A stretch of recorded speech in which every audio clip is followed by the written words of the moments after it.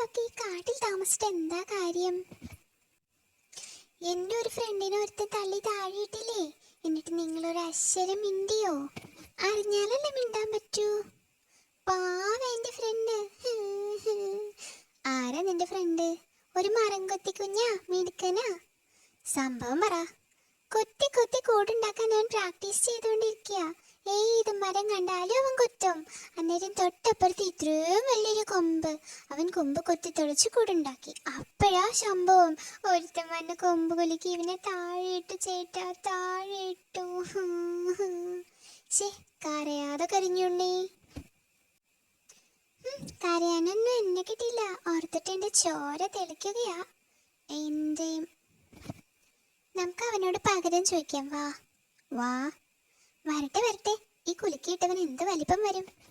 തീരെ കുഞ്ഞാ, ഇത്ര പൊക്കം കാണും, അത്രേ ഉള്ളൂ. എന്നാ പിന്നെ കുഴപ്പമില്ല. വാ, ചോദിച്ചിട്ട് വരാം. ആരടാ മരം കൊത്തി കുഞ്ഞിനെ തള്ളി താഴിട്ടത്? ദേ അവൻ.